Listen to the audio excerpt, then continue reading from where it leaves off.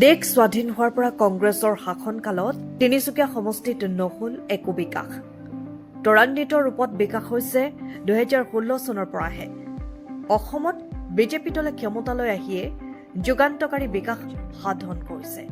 বিধানসভা নিৰ্বাচনৰ প্ৰাক্ষণত তিনিচুকীয়াৰ বিধায়ক সঞ্জয় কিষাণে নিজৰ সফলতাৰ খতিয়ান পুস্তিকা প্ৰকাশ কৰি আজি এনেদৰে কয়।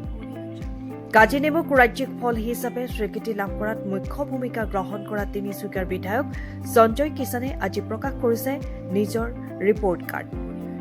2016 পৰা 2026লৈ 10 বছৰীয়া কাৰ্যকালৰ সফলতাৰ খতিয়ান পুস্তিকা উন্মোচন কৰে এৰোমা প্ৰেছিডেন্সি।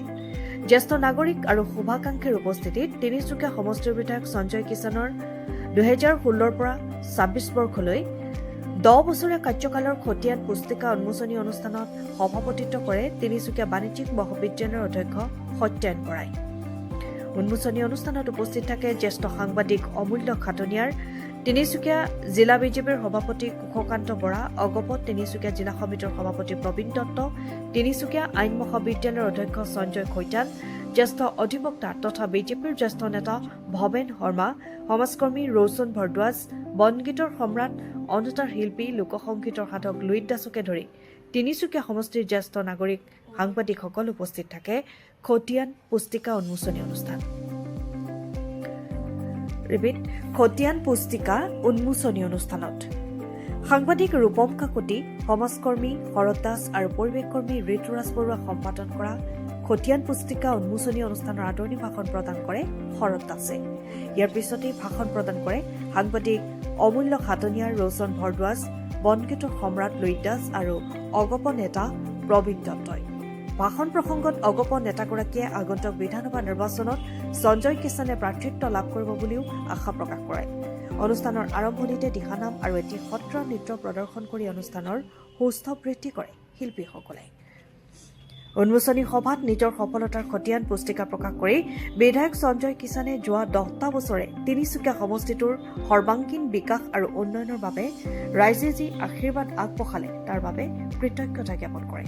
তেওঁৰ সপোন বাস্তৱায়িত কৰিবলৈ এতিয়াও আৰু বহু বাকী আছে। গতিকে তিনিচুকীয়া সমষ্টিৰ ৰাইজে আগলৈকে এনেদৰে আশীৰ্বাদ দি থাকিব বুলি আশা প্ৰকাশ কৰিছে। মই আপোনালোকক অশেষ ধন্যবাদ জ্ঞাপন কৰিছোঁ। আজি মই 10 বছৰীয়া খতিয়ানৰ এক পুস্তিকা আজি ইয়াতে উন্মোচন কৰা হ'ল আৰু এই সৰু পুস্তিকাখনত 10 বছৰৰ খতিয়ান দাঙি ধৰাটো এক অসম্ভৱ কথা। তথাপিও মই কিছু বিন্দু ইয়াতে দাঙি ধৰিবৰ কাৰণে মই চেষ্টা কৰিছিলোঁ আৰু মই যিসকল উদ্যোক্তাই ইয়াত মোক সহায় কৰি তেওঁলোককো ধন্যবাদ জ্ঞাপন কৰিছোঁ। আৰু বহু কামেই আমি সম্পূৰ্ণ কৰিবৰ কাৰণে সক্ষম হ'লোঁ। তিনিচুকীয়াখনক 10টা বছৰতে বহুত দিশত আমি আগুৱাই লৈ যাবৰ কাৰণে সক্ষম হ'লোঁ। কিন্তু তথাপিও আজি 10টা বছৰ পাছত মই অনুভৱ কৰিছোঁ এতিয়াও বহু কামেই কৰিবলগীয়া আছে। ইয়াৰ গাঁৱতে হওক, চাহ বাগিচাতে হওক, চহৰতে হওক। গতিকে আৰু কাম বহুত কৰিবলগীয়া আছে বুলি পেলাই মই ভাবোঁ আৰু আগন্তুক দিনত ৰাইজৰ আশীৰ্বাদ লৈ নিশ্চিতভাৱে আধৰুৱা ৰৈ থকা কামখিনি আমি সম্পূৰ্ণ কৰিবৰ কাৰণে চেষ্টা কৰিম।